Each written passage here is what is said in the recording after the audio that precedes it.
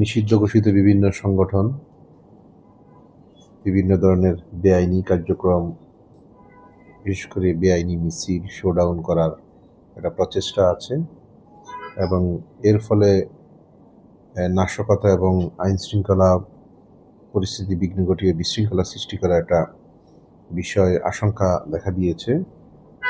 এর ফলে বিভিন্ন স্থানে আইনশৃঙ্খলা পরিস্থিতি অবনতি ঘটার পাশাপাশি মানুষের জানমালের নিরাপত্তার বিঘ্ন করতে পারে।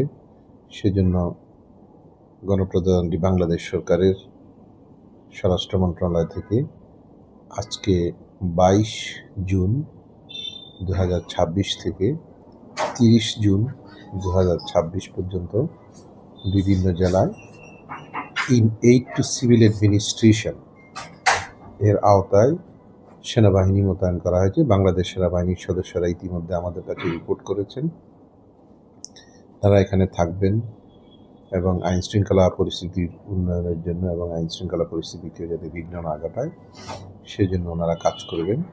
ওনাদের পাশাপাশি জেলা পুলিশ আছে, মহানগর পুলিশ আছে, Gazipur metropolitan police, Gazipur police, জেলা পুলিশ, আনসার, বিডিপি আছে, বিজিবির সদস্যরাও কাজ করবেন। আমরা আমাদের পক্ষ থেকে, জেলা প্রশাসনের পক্ষ থেকে সরকারি এই নির্দেশ পালনের ক্ষেত্রে সরকার ঘোষিত এবং সরকারের নিয়োজিত বাহিনীগুলোকে সার্বিকভাবে সহায়তা করে যাচ্ছি, যাতে জানমালের এবং মানুষের নিরাপত্তা যাতে তারা নিশ্চিত করতে পারে। সংখ্যাটা কত বা কখন থেকে তাদের কার্যক্রম শুরু হবে, এটা কি আজকে থেকেই শুরু হয়েছে। সংখ্যাটা একেবারেই পরিষ্কার করে সংখ্যাটা বলা কঠিন, কারণ যখন যে পরিমাণ দরকার আমরা ডাকলেই ওনারা সে পরিমাণ আসবেন। প্রাথমিকভাবে এটি বিশাল সংখ্যক সেনা সদস্য তারা অবস্থান নিয়েছেন এবং বিজিবিও কাজ করছে।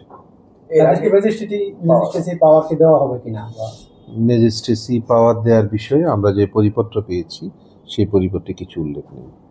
কতদিন থাকতে পারে? 30 তারিখ পর্যন্ত। যেহেতু আমাদের জেলায় প্রচুর সংখ্যক নির্বাহী ম্যাজিস্ট্রেট আছেন, আমাদের নির্বাহী ম্যাজিস্ট্রেটরা ওনাদেরকে অ্যাসিস্ট করবেন এবং আমাদের নির্বাহী ম্যাজিস্ট্রেটরা নির্বাহী ম্যাজিস্ট্রেটের কাজটি করবেন।